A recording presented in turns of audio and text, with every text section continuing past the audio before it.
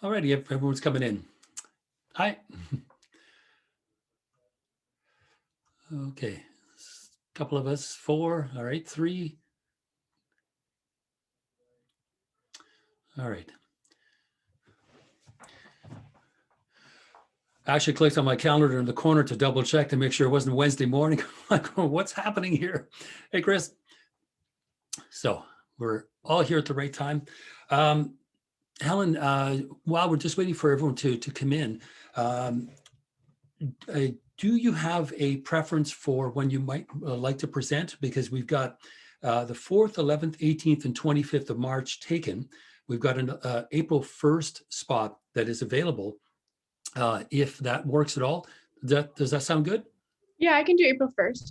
Okay, perfect. So I'm just And is it like 20 minutes? yeah, it's about 20 minutes, and then we do kind of a round table and we discuss the ideas. Then students can sort of interact and say, in my readings, I'm wondering, Helen, if you might want to take a look at this, or if you might want to explore that. So it's kind of an exchange between all of us who are now kind of moving through this material. And oh, okay, all right, Chris, if you need to log off and then go back on, hopefully we'll see you back in a few minutes. So Helen, basically that's what it is. It's a presentation. And then with that, we have a kind of a Q&A after the fact, which allows you to kind of use some of the comments that the students raise to formulate further ideas. Now, it's not something you have to do. You must address these. These might just be ideas that you might say, yeah, I looked at this, but it might take me in a different direction. So I'm going to keep it focused on this particular topic. So it's more kind of a, well, as Debo said last week, brainstorming. It's not automatic writing, it's just brainstorming. But it'll give us a chance to sort of bounce ideas back off of you. And then you might be able to formulate further a concise, because at this point, the thesis is already worked out, but some thoughts that you may have considered and then say, yeah, I did, yeah, good idea, I'm going to follow through. But that's essentially it. So the whole thing is about maybe half an hour. Perfect. Okay. To tell the truth, this is the first time I've combed my hair. As you can see, I've not been anywhere near a shaving cream all week. I spend my week off for the Fanshawe students, so I'm a little bit more relaxed, but I've also taken the time to continue working on edits and rewrites for the book. So it has been not a whole week of sleeping in, trust me. Okay, so before we start, and I'm just drawing Helen, April 1st. So today we'll have Chris presenting his thoughts, his sort of not far from shapeless, I don't know, but sort of his ideas at the present time, because this is the other thing too that's going to be kind of nice. It's the work in its present state, because I always like courses where you can scaffold material towards one goal. So it gives us a chance to kind of revisit it. And I know revisiting a 350-page work like a book, even that's been very, very beneficial. It's giving me a chance to clarify my ideas. So the same sort of thing will happen here. So we've got Chris presenting today, then Payashini on March 11th presenting, and I've sort of the tentative title is kind of Alienation and the Spectacle. That's kind of in a general sense what's going on. March 18th, Peter Heft, Détournement and Sample Culture. Again, these are sort of like titles I'm giving. These aren't the working titles. They're just for me to know what I'm talking about. Then Maxwell on the 25th, Closed Landscapes, From Landscapes to Ambience in the SI. Then on April 1st, we'll have Helen presenting Derive, Psychogeography and the Gendered Body, which I think is a really important topic because there were some female SI writers, but certainly generally speaking, this was not a topic that was addressed in any significant way. I think there's room to go back and comb through their writings to see if there would be some openings, to address these issues along the way, because there is most certainly an assumption that the derive is being conducted by men. And as Helen points out in her paper, already in its early sort of stages, that the gender of that person matters a lot as to what they can and cannot do. So really, that's going to be an interesting exploration. Chris has just come back. Okay. And then on April 8th, I just wanted to let you know that I actually requested Peter to exchange his slot with mine because I've just been a little unwell and a little busy, and not a problem. he didn't. Yeah, so I hope that's okay. Thanks. Yeah, so what I'll do is I will just do a little error here in my notepad, and then I'll reverse that. So Payushini, you'll present on the 18th, and Peter, you'll actually be presenting next week then. Okay, cool. All right, so Chris has got, because you would have to learn sign language very, very quickly.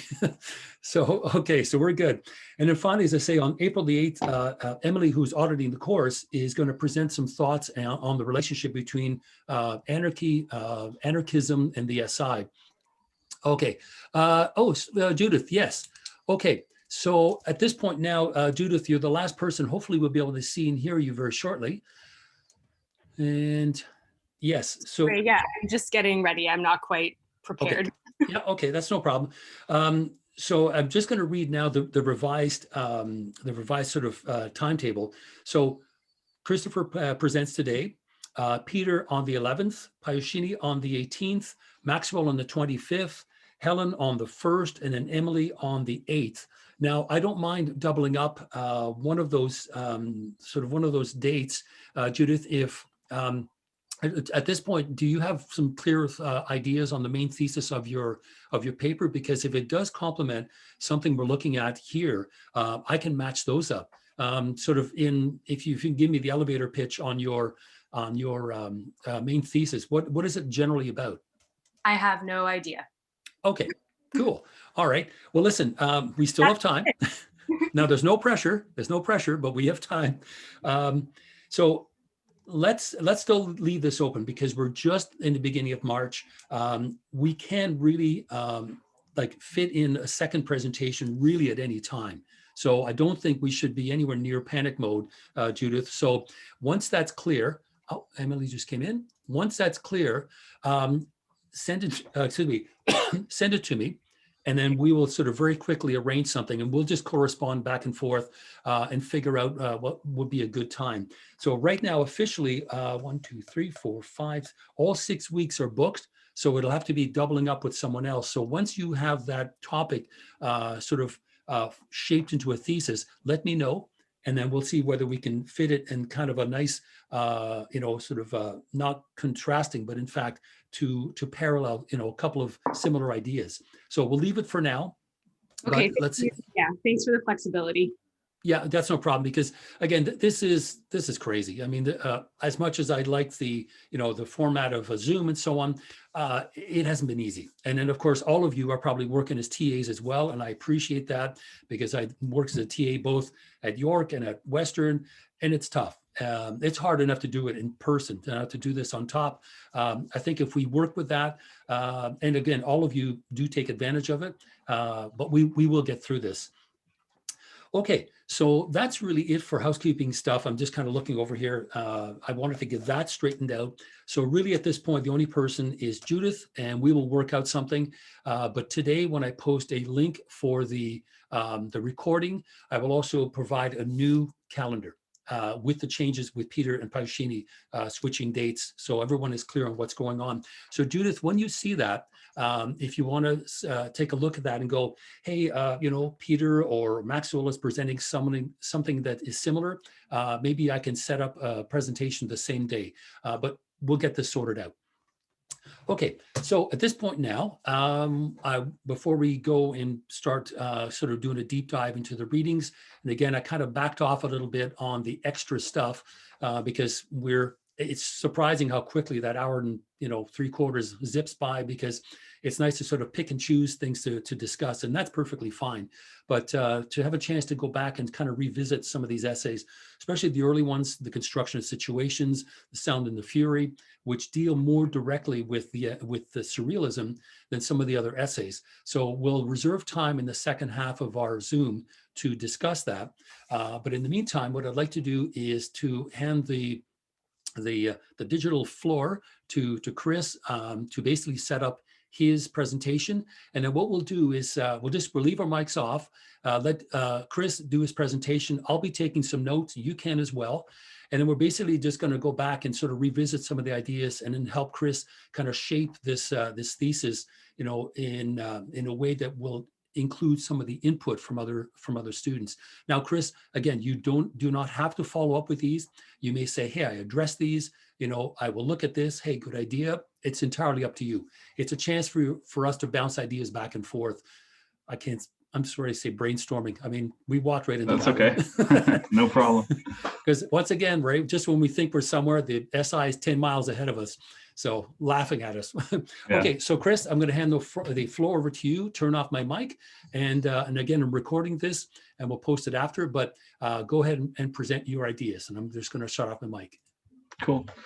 Yeah, I'm going to look at, it's funny you said like 10 steps ahead or whatever. I'm going to look at some contemporary texts that I think are like pretty striking in some of the parallels that they have with some of the stuff we've read in terms of the SI and its resistance or wanting to reinvigorate sort of a revolutionary kind of motive against capitalism and sort of the negative impacts that capitalistic, spectacular society would have in terms of the impacts, not only just on society as a whole, but more importantly, like individual lives.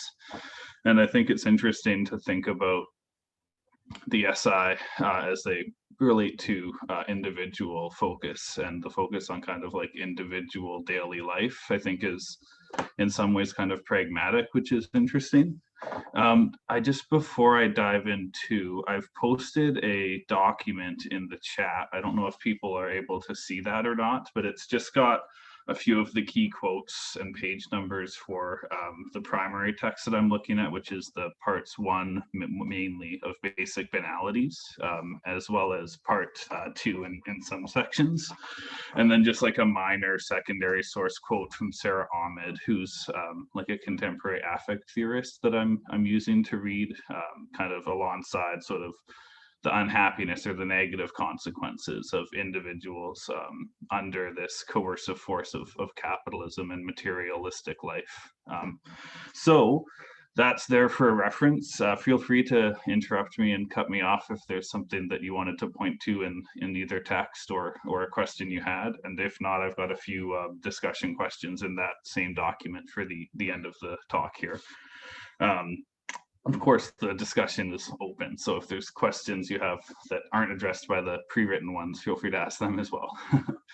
So yeah, I wanted to focus on section 1 in particular of basic banalities, which is by Rule Venehem. I'm not sure if I'm pronouncing it right. Is that correct? Does anybody know the proper pronunciation? Does it have that French sort of Venehem, or? Yeah, I think it's Venegum. Venegum. Okay. Yeah. It's, I mean, it's kind of Dutch, Belgium. Dutch and yeah, I tried to do the Google thing where you Google the name and try and find a pronunciation through like some robot voice, and yeah, I feel like I was worse off after having done that than I was if I had just gone for it from the outset. Yeah, it's a mouthful. Raoul Venegum. Venegum. So I think it's an interesting title first and foremost with basic banalities. If we think of something banal, it's unoriginal, like obvious, boring, almost like self-evident. It's almost as if like the SI and Venegum's take of materialism and life under like mechanical reproduction and capitalism is sort of just banal. And these basic banalities are just kind of describing the conditions, like the experiential conditions, like individualistically, of the negative impacts it has living in this materialistic life. So the opening highlights this, and these quotes are in the document I've linked.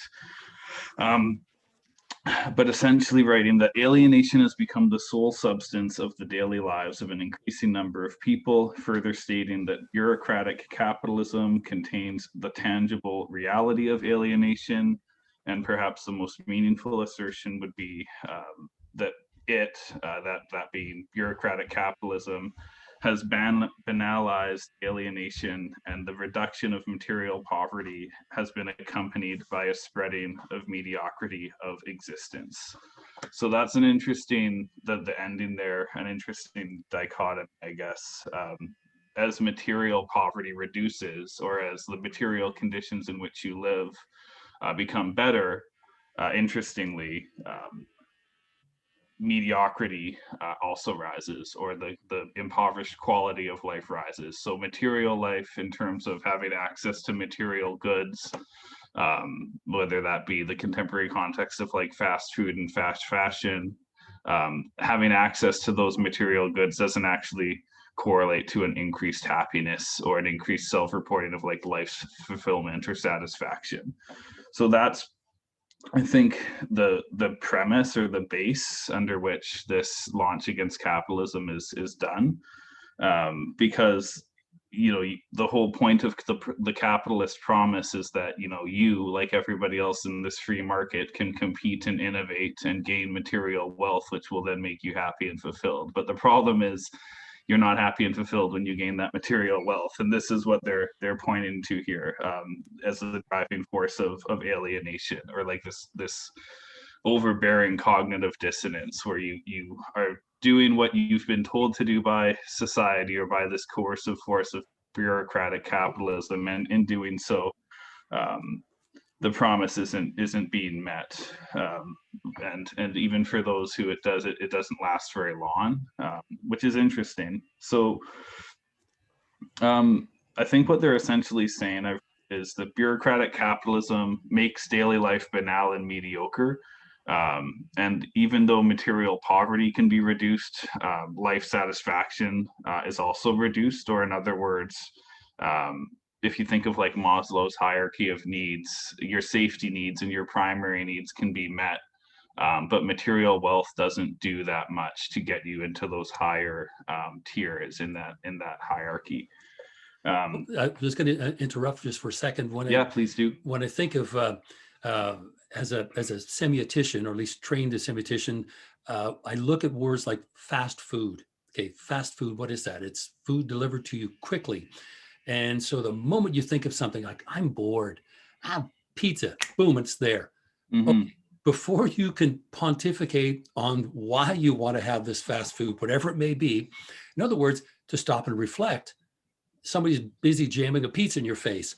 And the notion of fast food, then, and the very way in which it's presented, like, you don't have to stop and think about it. Of course, they sell it as you don't have to cook, but what it means is you don't have to stop and think of why you're bored, right? And many people alleviate boredom with food or consuming, binge watching TV.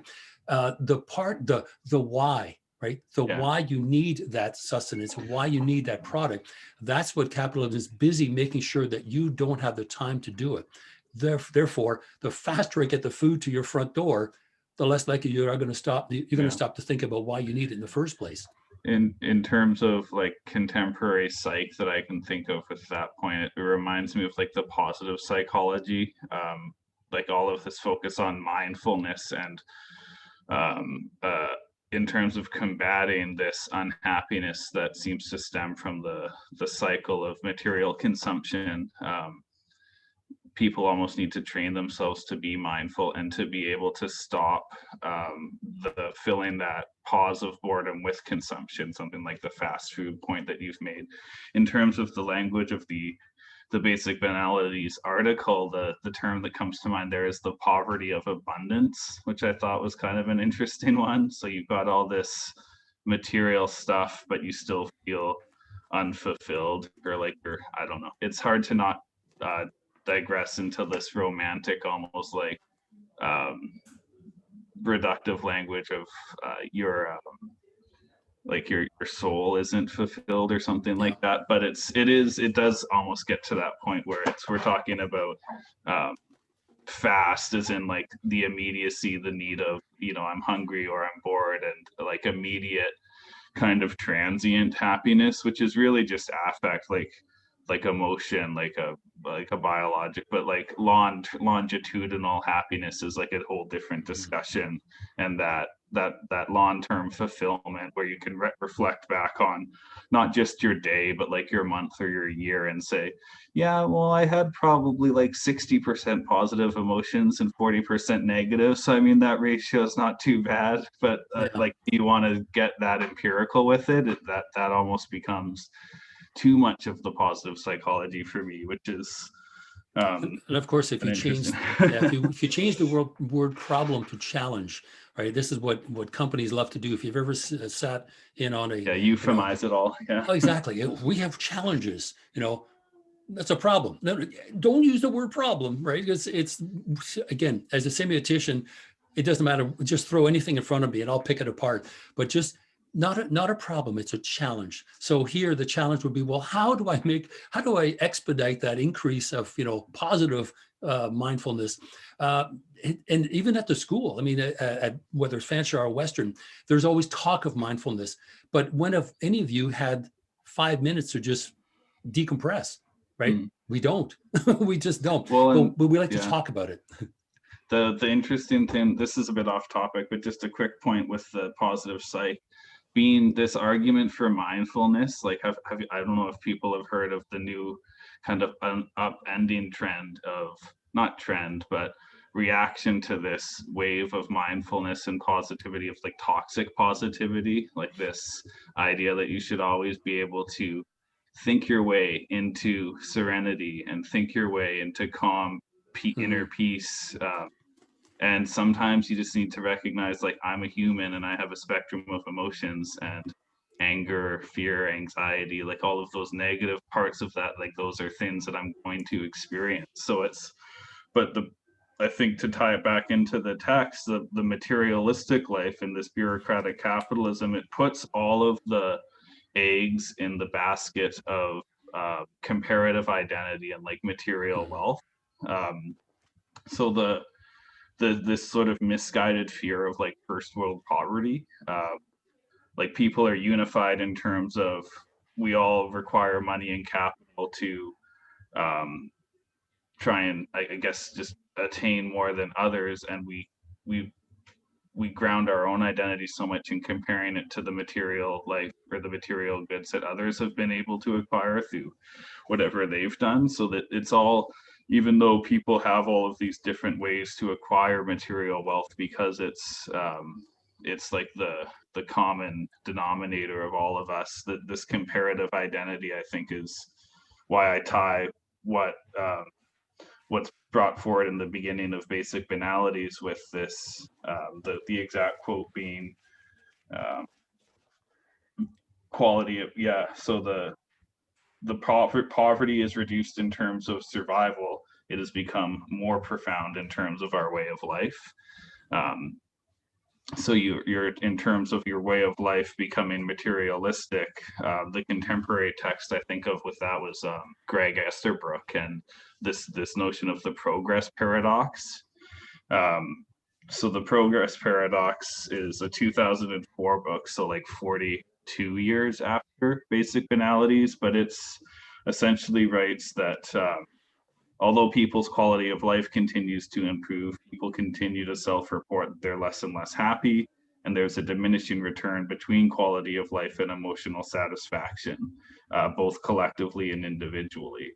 So you can earn more money, get more stuff, but ultimately they're left unsatisfied by this collection of wealth. Like the concrete example would be, you've bought a new car and then your neighbor gets like a nicer version of that car in a couple weeks, and like this material item that you had put so much emotional energy into providing you happiness and worked hard to earn and get, it's transient and it doesn't last very long. And as soon as the fact that you now have that material good in your life makes you more able to see it in other people's lives and compare yourself to that and say, oh man, like my new phone isn't actually that great because somebody else just got the newer one. Or of course, I was going to say, and yeah. if we end up with a situation like that, the tendency is not to address, well, yeah, I did spend the money on phone, car, whatever, but we have been almost trained not to look inside and say, well, why am I feeling this way? That's why capitalism is so freaking brilliant. Every time we stop to think, something else is shoved in our face. Some bright new bauble is there, like around the corner.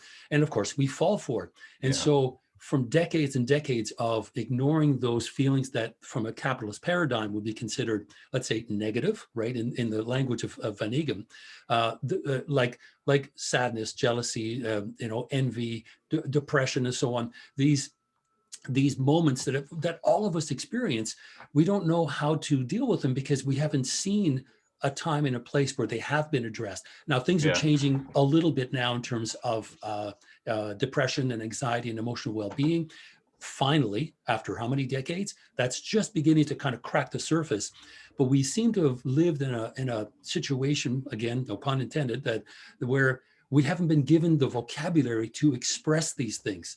And it has a lot to do with language, right? The language of power. The language of power tells us to only feel these terms. And when we do feel something that is opposite, or in that spectrum considered negative, we have difficulty expressing it. And that's intentional, right? That's intentional. That is the way the system is designed, so that we cannot articulate these negative feelings that are associated with conspicuous consumption, right? We're not happier. We seem to be feeling worse. Well, what is that? I don't know the words, right? And yet, to tie it in with today's, sort of overall class, what the Dadaists and Surrealists and then the Letterists and all the rest of them, always trying to grasp the unutterable, right? That what is it that I'm feeling? And the SI nailed it. So no, it's not far off in the distance. It's not utopia. It's capitalist reification, right? Our everyday life is being reified. So it wasn't at that point that it was like, oh, what is this ephemeral thing? I mean, it's not Baudelaire talking about modernism as something ephemeral. They knew exactly what it was. And so if our everyday life, if we are now in this iron cage, as Weber would have called it, this iron cage that's designed by bureaucracy to make us think a certain way. And sure, that's not to stop us from thinking in other ways, thinking about, why we feel these things. But boy, we have difficulty in expressing it. And that's a really interesting take on the way capitalism has really forced us to think in only certain ways. And this notion of basic banalities certainly is paradoxical, because Van Eeghem is saying, yeah, they're there, but the moment I identify them, you go, aha, right? And those aha moments are those moments that they were hoping the rest of society would see and hear and go, yeah, I have felt this way, right? I know what he's talking about.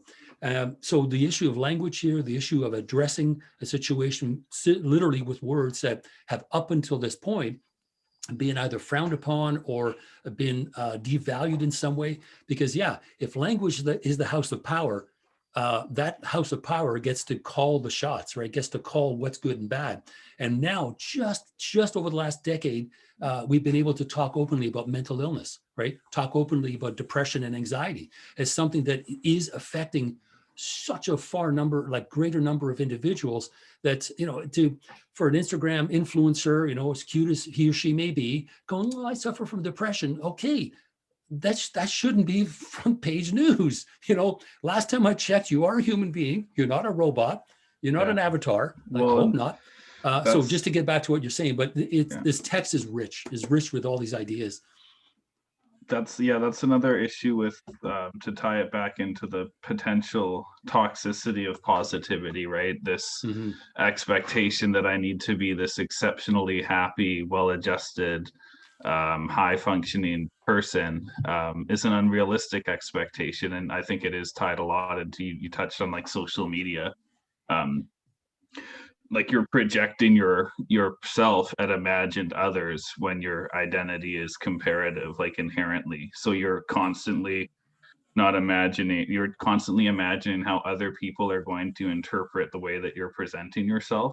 And that's tied to materials, right? Like, do you have the nicer clothes, or are you presenting yourself in a way that looks like you're successful? But those appearances are like spectacular, right? In terms of the SI language, and they're alienated from any intrinsic meaning or value in like the person. So that's, I think, when we talk about alienation in this particular text, like the basic banalities, I think it's more than just the Marxist alienated labor connotation, but like an alienation from like daily life itself or something. I don't know if it goes that far, but something like that. So the main thing that I did want to focus on though was this this concept of like a progress paradox. So is capitalism inherently going to correlate to this continued trend of people being less and less happy, less and less fulfilled? And is that like the reason that the SI focuses on that criticism of capitalism is the reason for that? Essentially because they're trying to fight against and revolt against capitalism for like individualistic reasons. Is it for like these people to have a reinvigorated quality of life, or is it for like collective reasons? Is it for to have like a paradigm shift in terms of society? Or are those things like inseparable? Like if you're talking about like the individual benefits, you have to then talk about the collective benefits. Because I feel like a lot of the reasons like efforts to overturn capitalism are less successful or like less effective than they could be, as they come across as like too individualized and focused on like the daily life improvements or the unhappiness of like individuals. Which is interesting because that's how it also has become so powerful and such an overarching force, I guess, is the promise of individual happiness and fulfillment. So sorry, I think Judith, you had your hand up at some point. Judith, if you wanted to interject. I do. Yeah, I think that I like the point that you are making about that question of positivity and negativity. And I don't know if anyone else here was in this class with me last year or sometime, the sociology class where we used the Lauren Berlant book, Cruel Optimism. But I feel like maybe, Chris, it would be useful for you, especially in thinking about— I feel like I've heard that book name. I don't know. What was it? Cruel Optimism? Cruel Optimism, yeah. And thinking about like the temporary affective pleasure that people derive from experiences under capitalism, because that's basically what the theory that she's trying to construct is, a theory of like what that temporary affective pleasure does to us in our daily lives, and then why we return again and again to get more, even when we're never truly satisfied.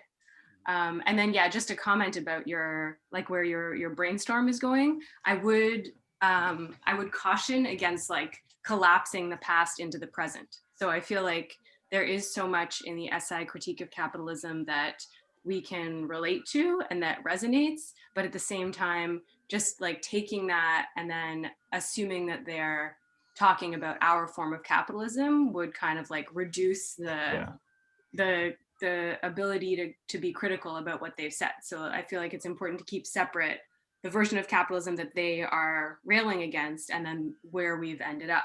But you could probably still talk about both. I don't know. Yeah. It would be important, like you said, Judith, to historicize each of them, because their version of late capitalism is definitely not ours. And that would be an important thing. Paishini, I think you had your hand up just for a moment, if you wanted to also add. So I just wanted to add briefly, I hope it's brief, to what you said earlier. I mean, what I find very interesting is that, first of all, how they were very specific and clear about the problem of privacy and individualism or individualization, however they put it. Because what I find interesting, and especially since you brought up mindfulness, is that So if any of you have heard of this new thing called epigenetics, it's sort of like the new thing in the sciences. And I will not speak about biology because I can't explain that. But I mean, it's briefly, I think about how gene expression can be influenced by cultural factors or environmental factors. But what is interesting is that we're living in a time when we have all of this research and all of these resources that we can actually use to improve our lives, but only in a way that is strictly individual, in the sense that if the reason for my depression or whatever, my family's problems is something like student debt. I'm still going to be told to breathe in and out because mindfulness is strictly an individual solution. And so the solution is in some ways more and more expansive and more, you can say, full of possibility, but it is still strictly an individual solution. And I think that they were quite, I think they foresaw that, not strictly in these terms, but they did sort of foresee this particular problem of privacy and yeah. That's it. Yeah, I think. Oh, sorry, was somebody? My last, just again, if you wanted to add to that, Emily had also had a question about the object of the focus, like will you narrow it down with Van Eeghem, like a specific idea, this kind of cruel optimism motif, or is it still fairly general at this point? The main idea from, I guess, would be that there's a like a diminishing return between life satisfaction and like material wealth. So like that was like, I guess, the basic critique of capitalism that I saw. And I think you're right, Judith, like I should be careful to read that critique of capitalism as not being like anachronistic in terms of applying it to like a more contemporary critique.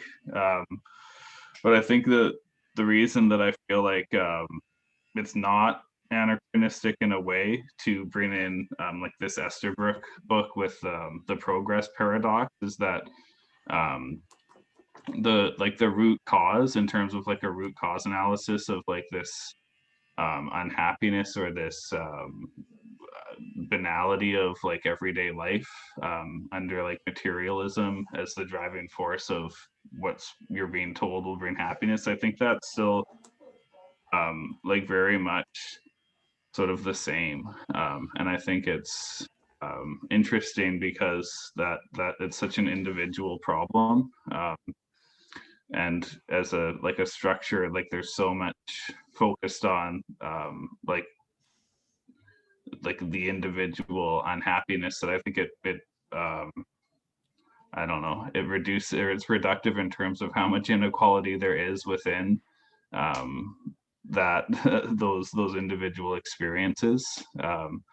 So I don't know. For me, I feel like there's no way of saying this without just saying it, but I feel like the SI's critique of capitalism, like similar to Esterbrook, is like from like a pretty privileged place of, okay, like my safety needs are met, so now I can critique the what's the word, like the blackmail of utility, or I have the like ability to gain middle class material wealth, and therefore now I can compare myself to other people who have done so, and therefore can critique capitalism. So it's like I don't know.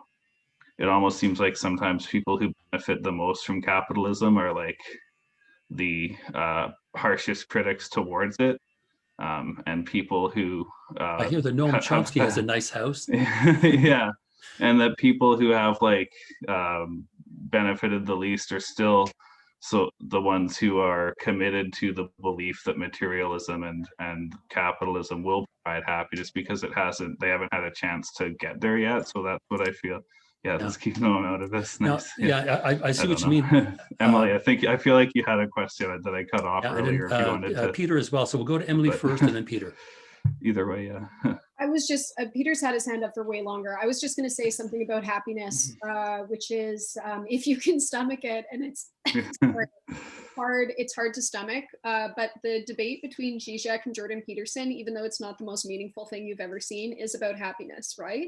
And it's kind of like funny just to watch the arguments play out, because Zizek is basically like, why do we want to be completely happy? Like, things are super fucked. Like, we shouldn't be happy. That's actually bad. Like, that's overlooking a lot of what's happening. And so kind of watching that play out might be like an interesting place to start. It's not an end point.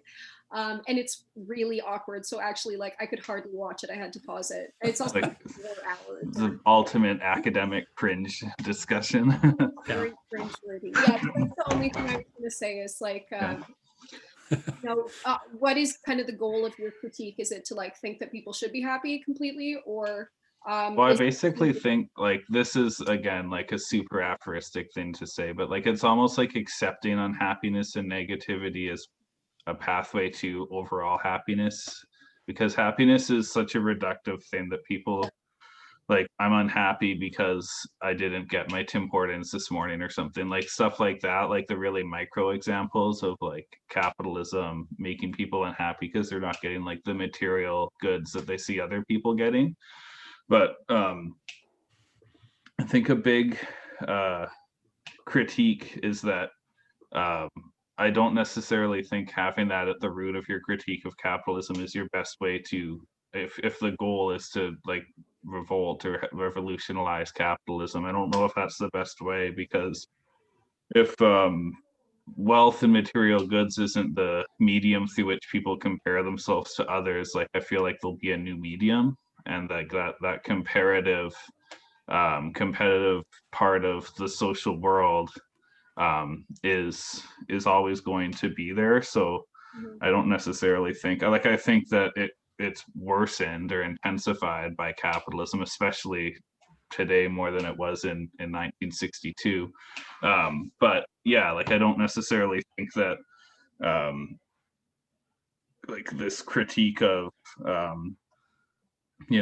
but comparing yourself to others and comparative identity and materialism is necessarily the best way that you can critique capitalism. Like I feel like a more compelling one is focusing on like group inequalities that it provides and stuff. Like the one that I like the most is John Rawls's like veil of justice and like the veil of ignorance and stuff.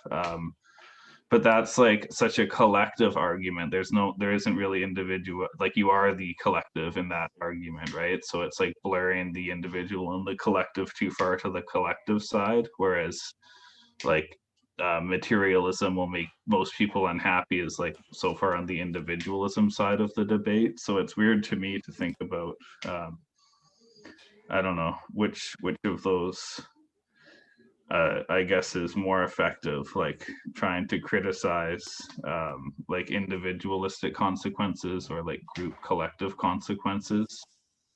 Now, is it possible that they both matter? Because when we think of, whether I you're think the right Adorno answer. and you're talking about the administered world, or you're complaining that science and technology have got too much sway and, in the beginnings of high modernism, that's great, but I'm homeless, right? How does that matter to me? I'm homeless. I don't have a goddamn house. I don't care what my house looks like. I'd like an address. So there you've got an issue of, well, on the one hand, because I at least, a white male, or I've got, middle-class values or whatever, or an inheritance or something, I can make these claims. But the person who literally at the bottom, homeless, no address, I don't think they really care about science and technology at this point, high modernism or low, right? They have nowhere to live. So the collective and the individual, it's very hard to separate. It's true, because then, you have one or two people who are homeless. Now you have, a critical mass who are homeless. And again, for what reasons? And on it goes. It is difficult to separate it out, for sure. But it is also true that those that do a fair amount of complaining do it from a place of somewhat privilege, whether it is the color of their skin, their sex, where they live, that still factors into it. Now, I know, Peter, we've been ignoring you for 10 minutes. Please jump in at this point. I will no longer take the floor. Yeah. All right. Thank you. I mean, if we've moved on to the section where we yell at Chris and give him like suggestions or other things to look at, then I would say you might find, if admittedly rather depressing, Mark Fisher's Ghosts of My Life. Mm-hmm. Here's a digital copy of it, and that kind of speaks to a lot of the issues of like how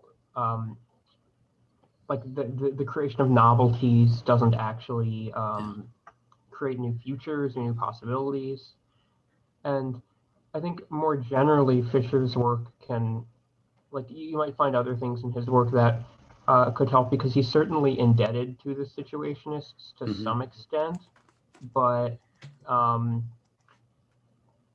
don't think to the extent that, yeah, I mean, I think to less of an extent than we would think. But regardless, also, here is every instance of the word situationist on his K-Punk blog before he passed away. Cool. So Now, are those that's actually, I'm going to grab a book in just a moment. It might be the same thing.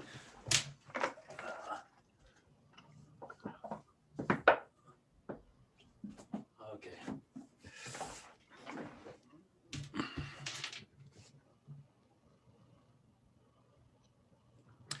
Put my little earpiece back in here. This is something I just picked up very recently, K-Punk. It's rather thick. There's a lot in there. I think that is probably a collection of this material. It's literally goes, but it's well over 800 pages long.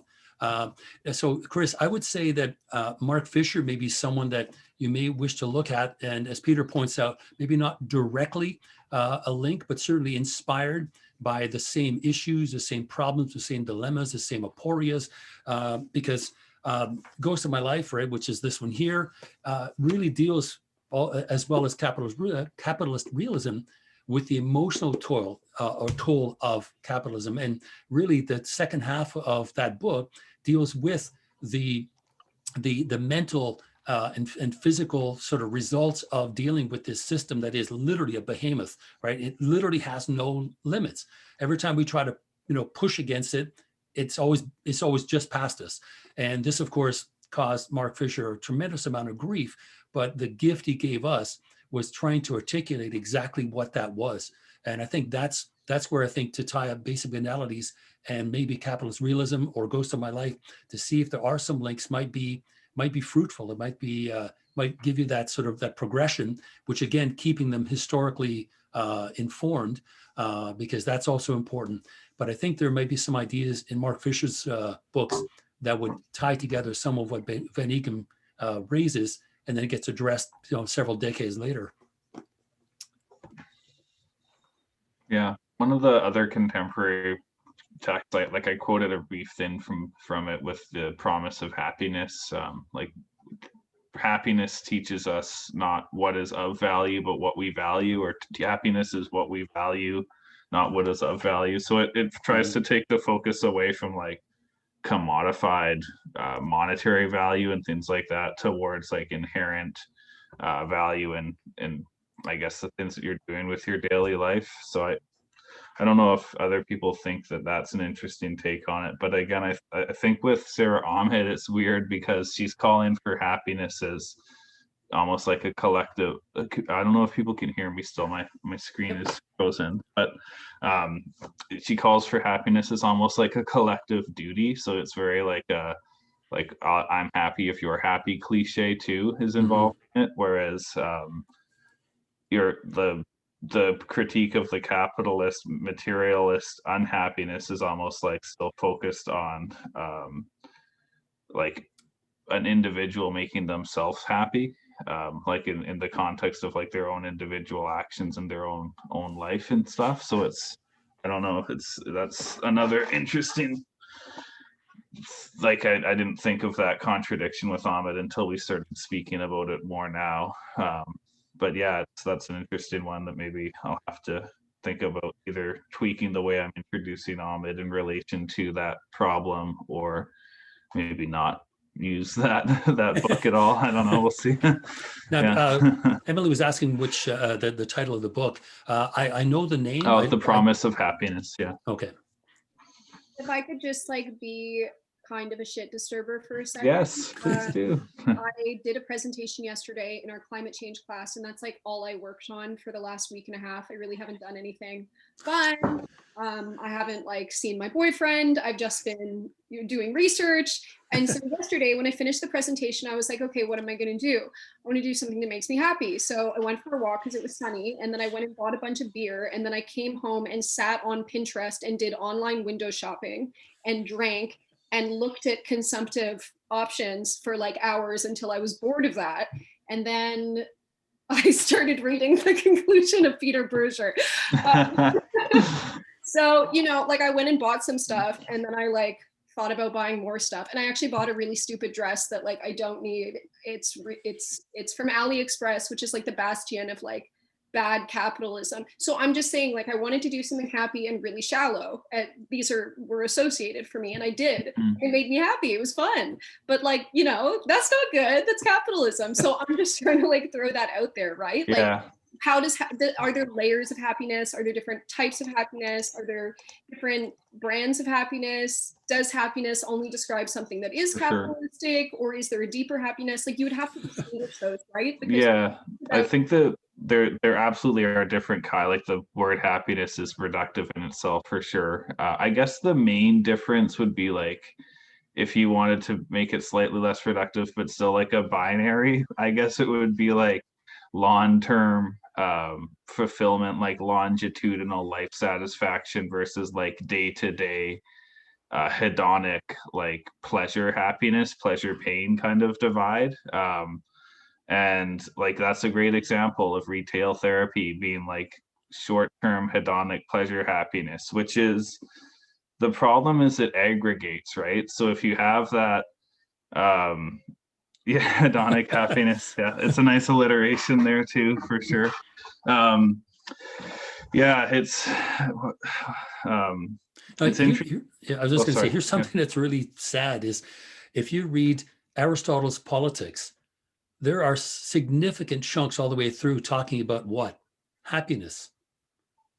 No capitalism, no bureaucracy. And wow, is that something that is just who we are?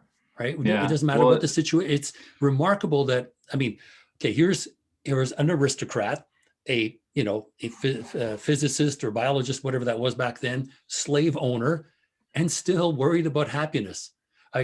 That's the part that when I started, I mean, especially preparing history of philosophy classes, you go back and read stuff that I hadn't looked at for quite a few years. And what strikes me was those same questions are being raised by people who are absolutely in a position of privilege. I mean, a slave owner in Athens, that's the top of the pile, right? That's the hierarchy of needs at the very top. But remarkably, the same issues are coming up. What is happiness? How do we achieve it? It's rather strange. Maxwell, you wanted to add something. Oh yeah, sorry, you go ahead, Maxwell. Just to dip into my own research for this class a little bit, hopefully to Chris's benefit. This book, sorry, there we go. Good entertainment. Okay, cool. In it, Byung-Chul Han compares Kant and La Métrie, Julien Offray de La Métrie. A radical French Enlightenment person. Yeah, and he's comparing their two conversations about happiness, in which Han calls Kant's image of happiness infantile and describes that happiness is actually sorry, I just lost it. It's not a condition of isolated individuals, but a social intersubjective mediation, which I feel like cuts right to something we're just sort of dancing back and forth between. So I found that very concise in this conversation. That's all. Yeah, I think that's pretty well nailing it. That it has to be social, because as Chris has pointed out, you go and buy an object, whatever it may be, and the next thing you know, you look next door, your neighbor up the street has bought a bigger car, bigger whatever. And what do you do with that resulting feeling? So if socially we can consider happiness, that might be one way out of that impasse, right? Yeah, it's remarkable. You look at stuff. I mean, he was writing, 1750 roughly, La Métrie, and every once in a while you get these nuggets that are like, yep, that's what the problem is. And then poof, it disappears. Now, La Métrie, D'Holbach, Helvetius, all the radical French Enlightenment, those guys got brushed aside into the dustbin of history. I happened to find them and bring them back out about 2 years ago in a course at Western. So his work and the rest of that radical Enlightenment, they were trying to talk about combining utility and happiness, right? Which was another angle. When utility used in a social sense, this was something that I thought really had some possibilities. But again, the same issues are coming up, right? What is happiness? How do we achieve it? How do we maintain it? How do we do it individually, socially? So certainly Van Eeghem and everyone else we've discussed really have their eye on the prize, but we look at it from different perspectives, right? Individually, collectively, socially, from a capitalistic point of view, from an economic point of view in general, from a social point of view. It's a myriad. Right? It's a myriad of possibilities. I guess, Chris, the difficulty may be in trying to sort of narrow this thing down to something that is, achievable in 15, 18 pages at this early point, because we've now discussed it for almost an hour, and it's surprising. It's a rich topic, to say the least. Yeah, I guess for me, I don't know, I basically compartmentalizing it into different subcategories of like an overarching term of happiness would be productive for sure. But I think the main thing is that the critique of like a mediocre life or a impoverished quality of life is based on, like, it seems to me like a lack of long-term life satisfaction. But the reason that is lacking is because of like an aggregation of like a whole bunch of days where there's I guess there's not really any meaningful happiness or something like that. So it's like you can have your promise that like the accumulation of like material wealth or like things that give you that a kind of more immediate, like, short-term transient happiness, consistently having that is going to translate into long-term like longitudinal life satisfaction. And for some reason, like, it doesn't translate. So there's something in addition to consistent like pleasure outweighing pain, to use like utilitarian language. But in addition to that consistency in your daily life, there has to be something that connects that in terms of like a longer term fulfillment. And usually that, whatever that missing piece is, it seems it isn't tied to material wealth or money or like capitalism. And that, I guess, to me, is I'm looking to find more specificity on what the SI thinks that missing piece is, because they're really good at criticizing this negative outcome, but they don't necessarily highlight, okay, well, what's the missing piece that's causing this mediocre, unfulfilled, impoverished life that you condemn? Because like, I hate coming out of an anti-capitalist reading feeling like it's completely unforgiving. There's no hope. It's blah blah blah. I don't know, it'd be nice to, but obviously it's such a complicated issue and it's so historically context specific that there isn't a single missing piece that's going to work intergenerationally. It's always going to be based on, like, to your point, Judith, you can't be anachronistic.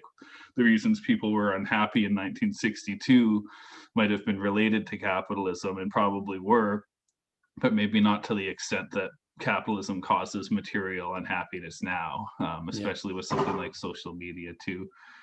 Maxwell, you wanted to add something as well.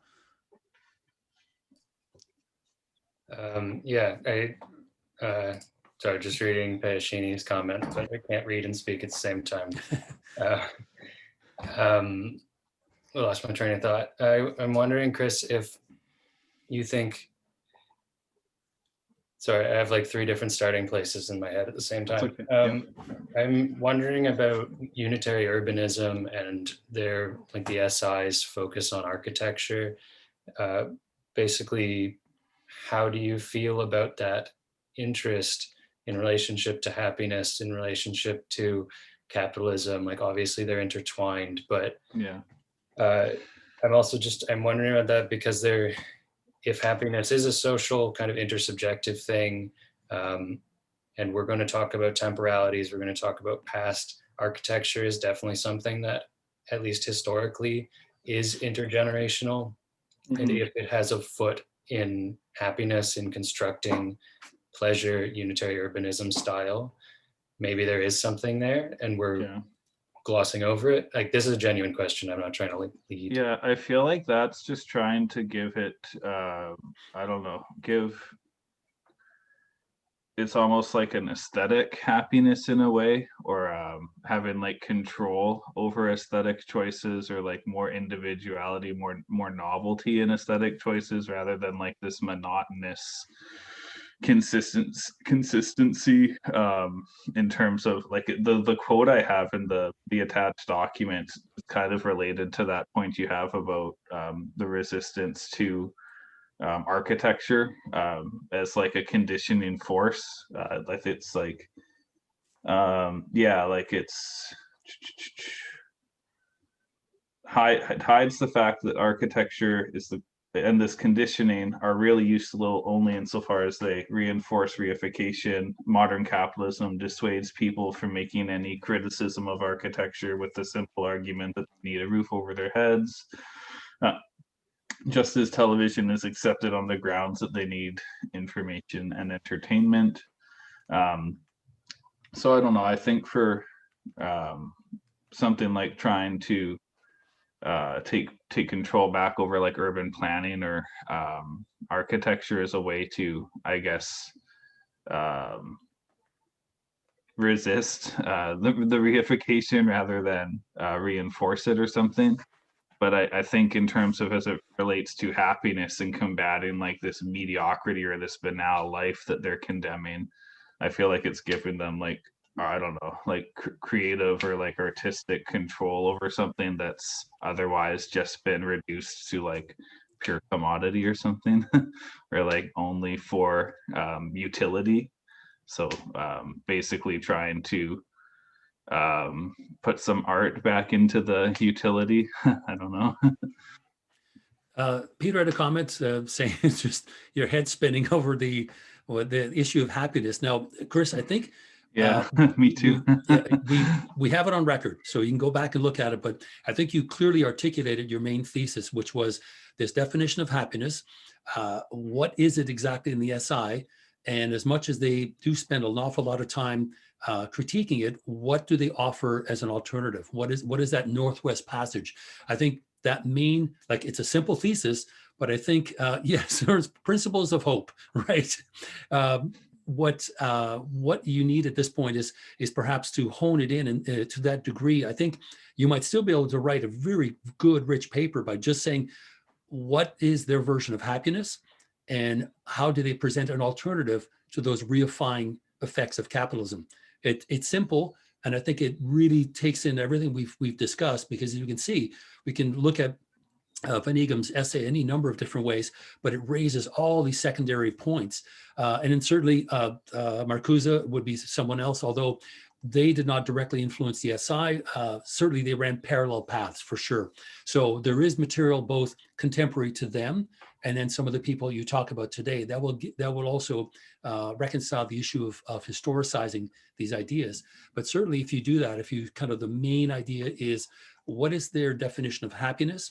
Why is it not being fulfilled through that capitalist, the reifying effects of it? And what do they offer as an alternative? That's really, that's kind of the $1 million question in just trying to see how I mean, it's one thing to point them out, right? But is there something that is doable? Like last week, for example, the essay by Rasmussen saying, in the SI, we're going to devise new methods of desire. Well, sure, but how do we know what they are? How do we know that they are genuine? How do we know that they haven't been somehow presented to us already thought out on our behalf through capitalism? Because that was, when I read that, the first thing that popped into my head. Where can I identify specifically where the SI go, here's what it's going to look like, and here's how you're going to know it's the real thing, right? To excuse Coca-Cola. Maxwell. Yeah, just responding to Peter's comment. I'm very wary of this, though I feel the same pessimistic sentiment, but it's just, I fear is lapsing into thinking of happiness as an object, though as something we can hold on to. Happiness, by any definition that I would work with, is fluid. It's something you can't hold. It's transitory. It passes through us, around us, in between us. And I feel like though that comment has a lot of weight to it that's worth digging into, I also want to stomp on it really quickly, because it's it's already heading down a Yeah. path I personally can't go as like a theoretical concept. I think I see Shini's hand flagging, so I'm gonna stop. Go on. I'm so sorry. I didn't mean to. Now, when Maxwell is done, please do interject after. Are you done, Maxwell? Do you want to continue? Okay. Oh, okay. No, I just wanted to say that I just get this sense for a number of reasons that I don't have the time to like go into detail. I talk about in detail. Just that I mean the happiness that we're talking about and the happiness that we're even familiar with is a very very specific kind of idea. I mean, like Maxwell said, and that is a very specific idea. It's specific to a historical time. It's specific to a location as well. And the only people that can claim to be happy, at least people that I've heard of or people that I may have interacted with, do not have an idea of happiness that is similar to the kind of happiness we're talking about. Whether it is, and I mean, if I were to speak from experience, I mean, the kind of happiness that these people speak about comes closest to, I think, a divine sort of realization or a communal sort of realization. And again, like these people are not, I won't say they're cut off from civilization per se, but we have to admit, we're like all of you are from North America, and I'm moving to North America. So all I'm saying is that it's a very specific kind of happiness. And there are people who have, I mean, I've never belonged to a tribe or anything, but I know friends who have, I know people who've spent most of their lives in like really like rural areas of my country and not been familiar with most of the things we've been familiar with from the time we've been kids, and for them happiness was a completely different thing. And I mean, all I'm saying is that happiness was just the reason they had it is because it's not the kind of happiness we have. And for us, happiness is more of a desire that is perpetually unfulfilled. I think that's the best way to understand happiness for now. But for them, even experiences of temporality, even experiences of space were drastically different. And I'm not making a theoretical generalization from this, but all I'm saying is that really says something about the cultural and historical specificity of the concept of happiness. That's all. And I was just going to add to that, even our own selves as kids, our idea of happiness is one thing. As we get older, teenagers and 20s, 30s, and 40s, and so on, it's continually changing. And of course, an unfulfilled desire, Lacan, absolutely. I mean, that was a gist of his work. It wasn't like I'm going to say, satisfy every one of your desires. No, I'm going to organize your menu. I'm going to let you pick and choose the ones that make sense. And of course, I've completely watered down everything Lacan said, but I think he might have used that as a metaphor at some point. But essentially, that's what he was doing. And Paishini, to your point, I think that's very true. Individually, community-wise, socially, civilizations have versions of happiness, and it really constantly is changing. To Maxwell's point, fluid, right? It's a verb. It's not a noun, right? It's an action. And so as a result, to define it at a given point is of course being historically minded, but it is constantly changing, even within the single person as well. Paishini, you want to add something to that, and then to Maxwell? No, and I also just wanted to say that not only is it changing, I think that happiness has come to be a bigger question with globalization having spread its arms across the globe, etc., etc. What I wanted to say that even when we talk about questions like, is happiness individual, is happiness social, is happiness community, or is it private? We actually don't understand community in the sense community once existed, or that community exists for people, in different parts of the world. We largely live in a society where community just simply does not exist. So I think we really have to keep this in mind. That these are modes of existence that we are completely cut off from. So, which is why, we have certain dilemmas about happiness that are the terms of which are completely restricted by I'm not saying we cannot imagine anything else, but all I'm saying is that the terms of the debate are restricted by the mode of existence that we're familiar with, which is a very specific sort of mode of existence. Yeah, and I think you're right too. The notion of community may be a word that we use, but I think what it means and how it exists right now in North America is very different and has become very different over the last 100 or so years. So here we are discussing things with words that no longer mean anything. So suddenly we're at an impasse when we try to define community in 2021, where you could live on a street and not know people on either side of you or living in a building. What is community? It's an idea, right? Ultimately, Maxwell, then back to Chris, I guess, to wrap up here, if you like. Maxwell. Thanks. Just I have a few things to respond to now. One, I'd say that it's not that we don't have a sense of community or understand what that word is, but that I think we have competing senses at the same time, which is perhaps a little unusual historically. Like a sense of community before the internet is radically different than it is now. Yep. And yet we have those things coexisting in a way that I think creates a lot of tension and friction. I also wanted to pull a Peter and throw a text at you, Paul. And moral entertainment. I don't think I can spell while I talk, but the chapter is moral entertainment in this book that I'm pulling from. Yeah. And I just wanted to throw another question at Chris. In this book, Han is critiquing Kant's notion of happiness and entertainment, specifically saying that Kant is juxtaposing moral duty and entertainment, or what we're calling happiness, to a certain extent. And I'm just wondering how that fits into your capitalist discussion. Is capitalism a duty? Do we have a duty to capitalism, or is it more on the entertainment side of things? Is it more about pleasing ourselves? That's a good question. I don't think the duty, capitalism, I guess, well, the SI might say something like capitalism conditions people into believing they have a duty towards earning capital and collecting material wealth or something like that.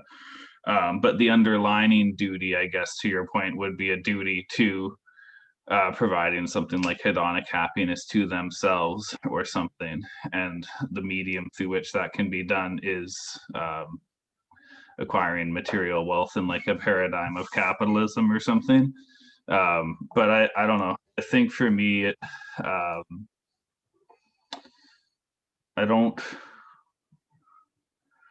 wouldn't say it's to go back to what we were talking about before. If we break happiness into a binary between the short-term day-to-day and the long-term fulfillment, and there's some sort of a piece that you need to have in addition to consistent day-to-day happiness to reach self-describing yourself as fulfilled or long-term a happy person in general.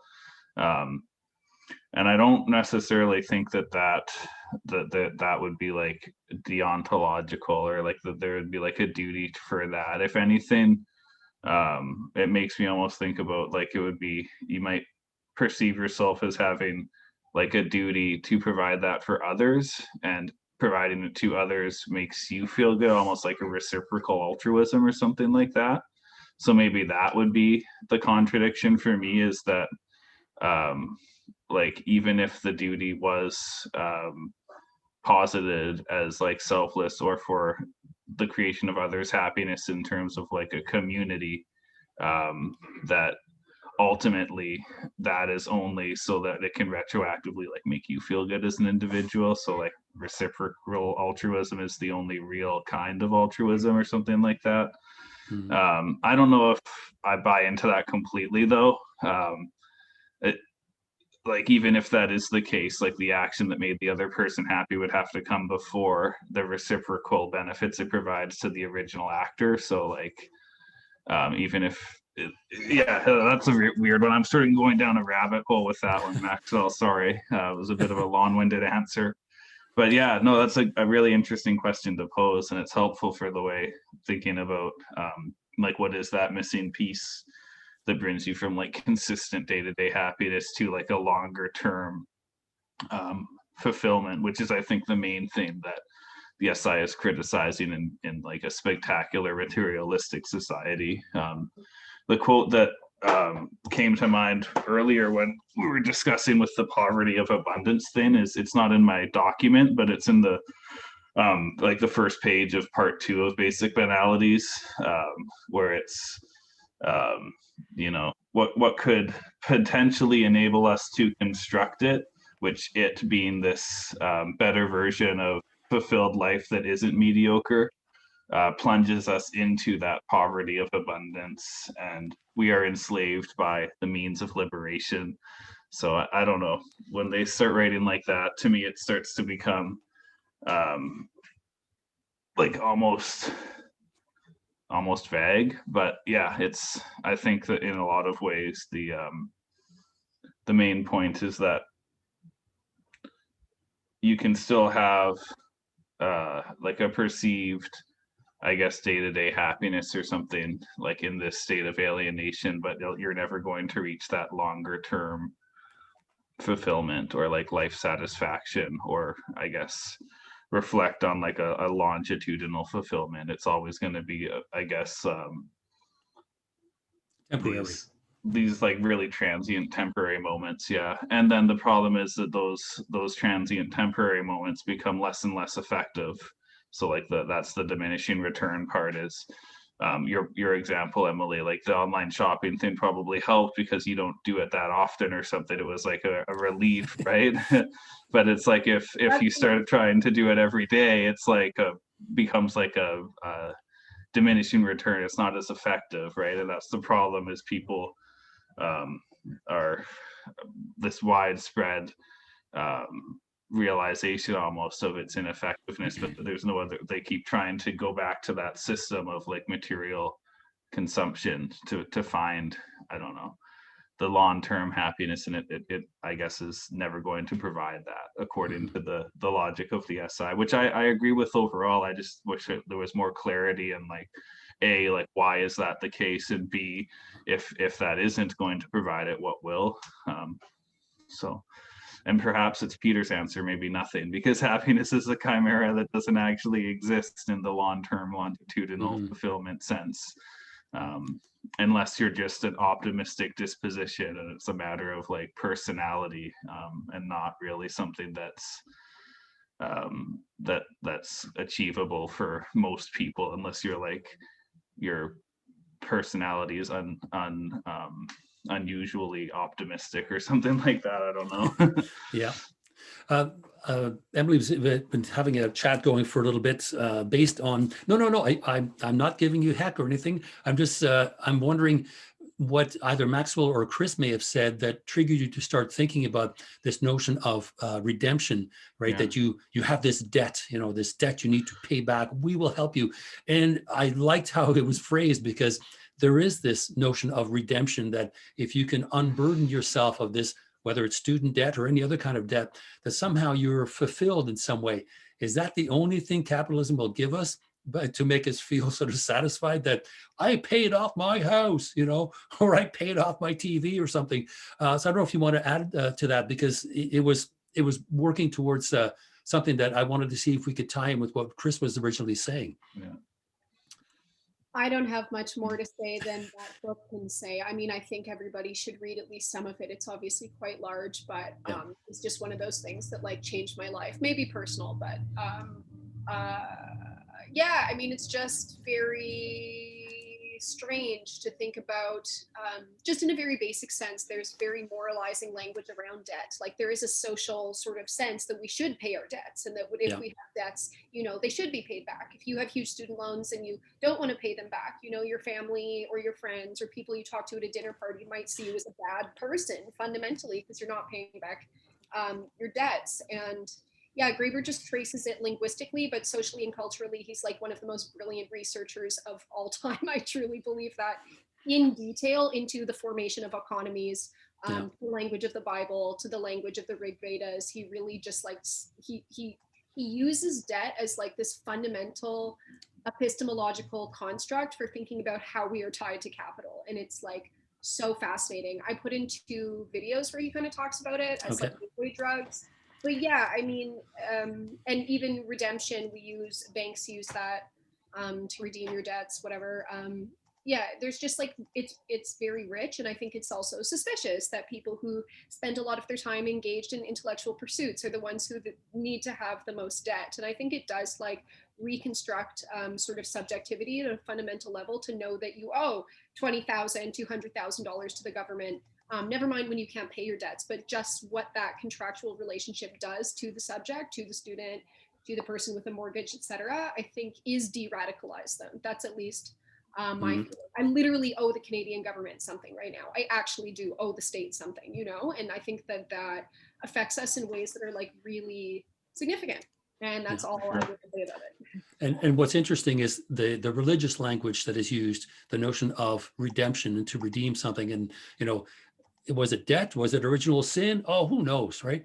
The language is conspicuously interesting in the sense that the secular state, which replaced the religious state, even with that, the issue of happiness still is there, right? The issue of happiness is still a perennial, well, problem in quotations. It's an issue, right? It's something that we deal with on a daily basis because many of us don't know how to articulate what happiness is, either throughout our lives or in these, you know, that interactive social matrix that we live in.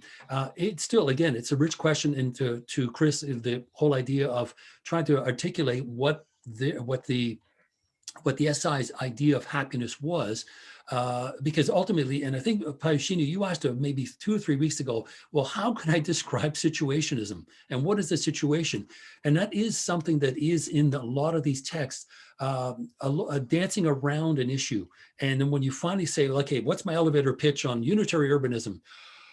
And it's like all of a sudden the language sort of fails, and it's not because we can't read. It's, I don't know whether it's intentional or it is meant to provoke thought and debate. It's an SI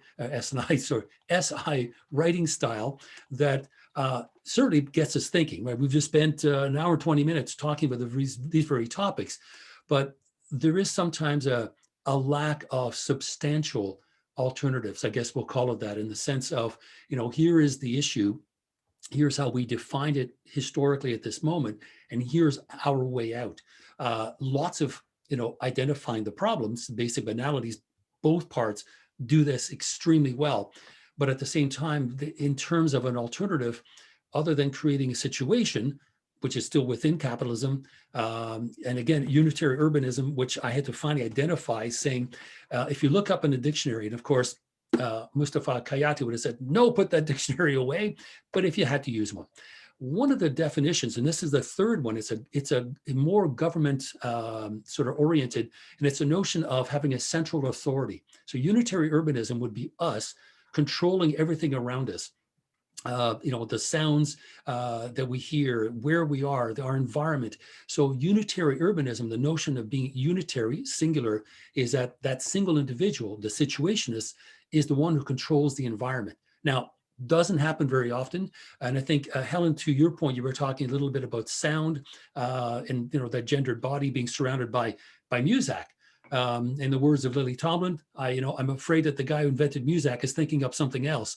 That's kind of terrifying, but it's true. I mean, how do you do it? It's one thing to describe it and say, I'm now going to control my environment. Well, good luck. You know, I don't have an isolation tank I can lay in. And that's not what they meant, because their ideas were always social, right? There was always that social component. But how to achieve, right, to enact, achieve, and maintain that pushback, because is it temporary? Will it eventually break capitalism? It's difficult to say. Maxwell, you wanted to add something? Yeah, I fear maybe I'm kicking the same horse over and over, but I couldn't help but pick up on your word substantial in this, which cues my interest, because I think, at least for me in my research surrounding happiness, it's often about narrative, and that it's distinctly not like philosophically substantial. I know that's not how you were using the term, but it just stands out as an interesting point, that it's again this like language of object and possession, creeps in very quickly. And I think that immediately complicates a temporality of happiness. But if we're talking about narrative as an object of study, it is inherently part of time, stretched across time in a way that doesn't work in the same way. Like if we think of happiness as a narrative as opposed to a thing, does that change anything? Or am I just like kicking that same horse over and over again is, I guess, the question for me. Chris, do you have any thoughts on that? I think it's an interesting way to think about happiness. In terms of me, it's my take on it is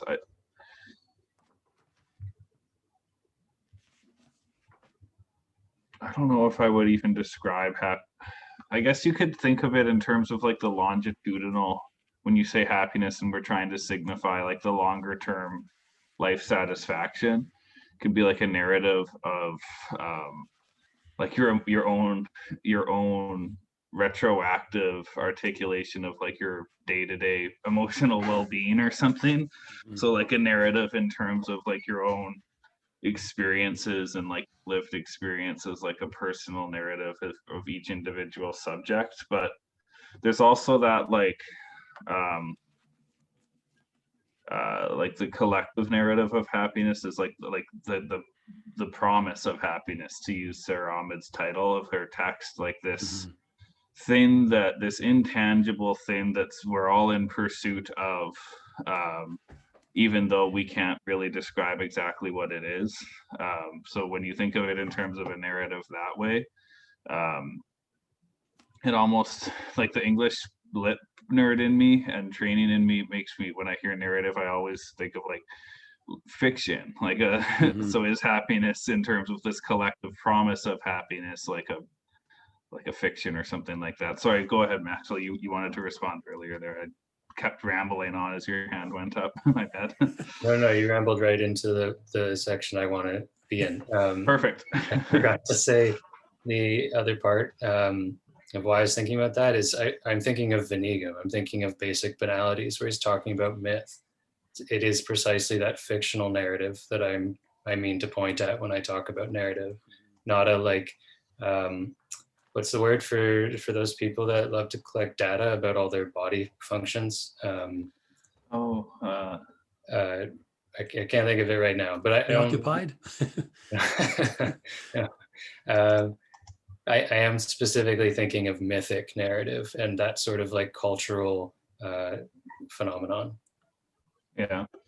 Well, in terms of community too, like I don't know if people are familiar with Jean-Luc Nancy and like the myth of lost community. So we're all yearning for this past community that once was there, where we were unified and together, this harmonious parts of a whole. But this lost community never actually existed. It's like a collective narrative, like a collective fiction, or like a mythical ideal that's always been pursued and never been achieved, but always thought to have once been. So like happiness could almost be considered like analogous to something like the Nancy and lost community, or the myth of lost community, or something like that. But to me, I guess the one thing that bothers me the most about the word happiness, or whatever, the pursuit of happiness, to use like the promise from like the American Declaration, it to me it's similar to Nancy when he says like people believe that we could find this lost community, and then once we've got it, we're like set. It's like we're hermetically sealed from change, and this will be like this indefinite. It's like the fallacy of like a utopia, because you can't, like it will always need to be malleable and adaptive. So even if you find this fulfillment or this longer term happiness, like you could lose it. It still requires like maintenance and upkeep, and it has to be context specific. If the landscape in which it exists changes, it has to change to adapt to it if it wants to remain a thing. So I don't know, the idea that similar to like a myth of lost community, or like a myth, if you think about it in terms of like a fiction narrative, like the insinuation that it could be that it's like static. I guess it doesn't give enough care to the fact that it's like a dynamic, complex, ever-changing concept. So maybe the fact, I don't know. You go ahead there. Sorry. Yep. This is a genuine deep question. Are all myths animistic? That's a good one. What age and what era are you talking about? Because if you think of myth in ancient Can you Athens, explain that? I don't understand any of I don't think they are. Like the myth of happiness, I don't know. Is it a myth is the question, but yeah, I don't know. So just for clarity, my question is that like animism is like a life in everything. It's like what's Steven Shapiro's thing? Panpsychism is like the contemporary version of animism. So in a lot of myth, there is an animism going on behind it where the world is imbued with a liveliness or a spirit. And I'm just wondering if we can stretch that. I mean, like this? Yeah. Well, this is what I mean is like, is that the same sort of, can you say that like Hegel's talking about something animistic? Can you say that like capitalism has an animistic quality when we talk about it as a myth?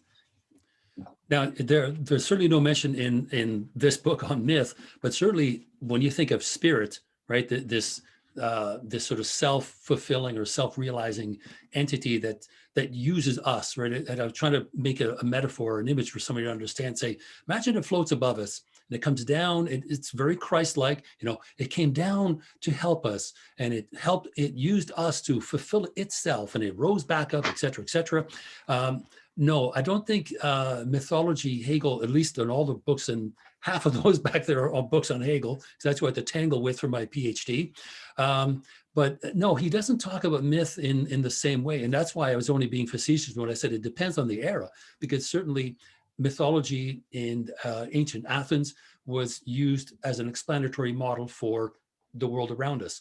And it had mostly figures that were gods and goddesses, but the majority of it was to explain the living things, and it was replaced by philosophy, right? Roughly year 700 BC, give or take. And as we're talking, all of this is reminding me is when I do my history of, we talk about the social contract, and we talk about this mythic state of nature. And I say, it's a myth, it's a hypothesis, it's a construction built around the social contract to help define it. But once the social contract is done, we typically will do away with it. And I say, you'd have to go back many, many years to find something that would resemble the state of nature as Hobbes describes it, as Locke describes it, because I say even the most primitive communities, had leaders, right? Whether it was a father, whether it was an imam, it was a whatever, it was some figure that was in charge. So that kind of free-for-all that Hobbes is describing, I'm not sure where it came from, but it was a myth that needed to be sustained to create and validate the social contract. I don't know if we have similar things to validate capitalism, to validate our present experience. And if that is so, we need to identify them as myths and say, and again, Nancy talking about communities, and they're now gone, and did we ever have them? I mean, these are issues, and I think in the chat somebody had mentioned genealogy of morals. Yeah, we definitely need to go back and look at that and say, yeah, there's something in the way that Nietzsche dug down, right, it was an inch wide but a mile deep, and the next thing you know, morality was designed by people in charge. Okay, that's a good point, but do we have similar things? Because Van Eeghem turns around and says, myth does the same thing that idealism does, right? It works out these contradictions and presents them back to us as yet another idea. The contradiction truly isn't resolved. And of course, this is the same complaint that Marx had against Hegel. We seem to be kind of going over the same ground. Just the one thing I wanted to point out here, the reason why I had it in my hands is because I reread the essay. Yes, The Myth of Enlightenment, exactly. So to go back to one of the short essays, the one by Debout on the end of art, he talks about a passage by Hegel, and it's not identified in there, but it is actually section 11 in the preface. And I'll just read very quickly. And this kind of sort of wraps up everything we talked about. So Hegel writes, "Spirit is indeed never at rest, but always engaged in moving forward. But just as the first breath drawn by a child after its long, quiet nourishment breaks the gradualness of a merely quantitative growth, there is qualitative leap, and the child is born. So likewise, the spirit in its formation matures slowly and quietly into a new shape, dissolving bit by bit the structure of its previous world." Again, state of nature to social contract, whose tottering state is only hinted at by an isolated symptoms. And in the part that Debout quotes, "the frivolity and boredom which unsettles the established order." And clearly, the boredom boredom is only allowed by people that have the time to be bored. If you're living on the street, existence, need level 1 is priority. The rest of it is bullshit. So boredom and sort of frivolity and boredom, which unsettles the established order, the vague foreboding of something unknown. There are heralds of approaching change. The gradual crumbling that left unaltered the face of the whole is cut short by a sunburst, which in one flash illuminates the features of the new world. I mean, that's the SI. That's the SI's working model. And Hegel, one of the few times he makes sense, because I don't recommend reading this anytime soon or rereading it because it's difficult. But every once in a while, Hegel has this beautiful image of something just bursting through.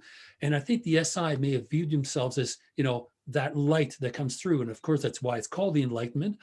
This notion of breaking through that facade, right, that capitalist order, and breaking it apart, breaking the spectacle apart and saying, here's how it works. Here's the goddamn wizard, right? He's the guy running it, or them. It's a board of directors, I think, and shareholders.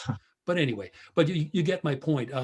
That's why I wanted to sort of tie in this idea of, Hegel seeing that facade having the ability to break.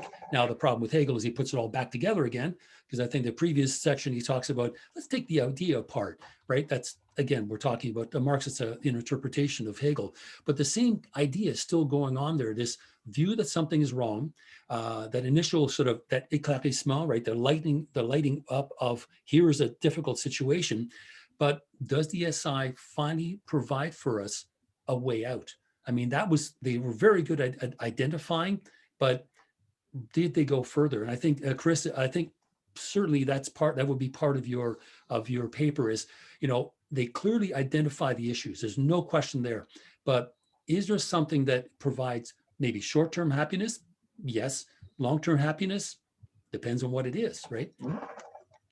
And I guess it depends on what will happen as a result of this short-term happiness. How will society change and reflect that back to us?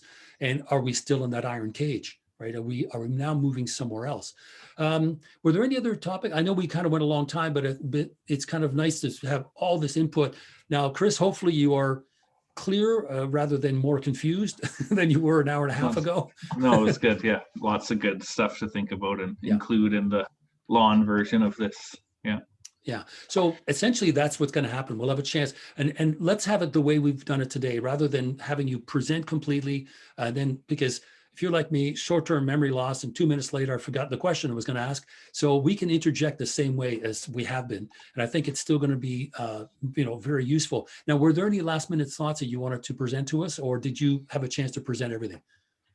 I think we talked about all the main quotes and parts of the text, like the actual text that I wanted to look at, and lots of extra stuff to think about in terms of I guess differentiating the different types of happiness that I'm trying to signify, as well as I think we're good. Yeah. Now, again, to Maxwell's point about the environment in which they were living architecturally, there was certainly a lot to complain about because I think, as you will show in your paper, high modernism was just the bleakest form of architecture that was available. Most people thought Bauhaus was rather boring. These guys went one step further. So again, just environmentally, right, that social aspect of what happiness is. You could have a nicely decorated house, but if you walk outside and it looks like a freaking prison cell, yeah, it's not going to be so good. I mean, and whatever good feelings you have are going to be just, finally will dissipate pretty quickly. So I don't know if you want to include that at all, because it is less about architecture than it is about these other issues. But certainly if you want to look at basic banalities as that main text, there's lots of ideas of representation, myth making, all these things are part of that essay that I think you'll find pretty rich. Any questions at all on the material for this week? I had a chance to rewatch one of the videos, and it's better than the previous ones. I was I hit my groove. I think I hit my groove at this point. Now, did the sounds irritate anybody? Okay. A little bit. Okay, that was intentional because I was pulling at a père ubu on you guys by making something that was, pushing you aside and you were sitting and kind of lulling because, I mean, it was whatever was laying around, I just threw it in the back, but because it was fun. But I wanted to also see if I could do what these guys were writing about, saying Jarry confronting his bourgeois audience. You're not a bourgeois audience, far from it. But I just wanted to see if I could do the same sort of thing and go, maybe I push this button, and then off we went. But yeah, the rest of the videos look like that. They're a little bit more dynamic. There's a bit more going on. And I also wanted to, because I think the one from last week, I had the original quotes in French. I'm going, okay, stop. All right. How about in English? So every time I say something that's important, quite often you'll see it right up on the screen. So in terms of a learning process, these I'm much happier with.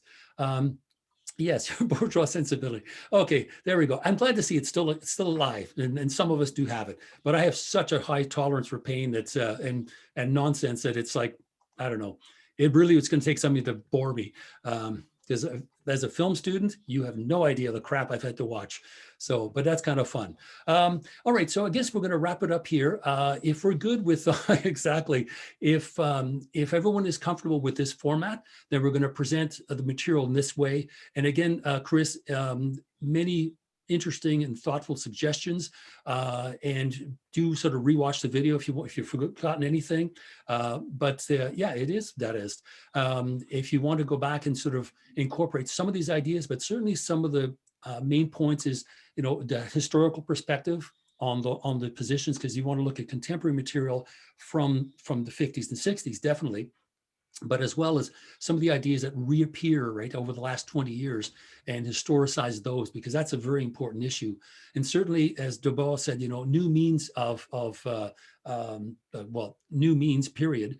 The internet and social media would have been something they would have jumped all over, absolutely. But unfortunately, it's not there. But the sense of community, right?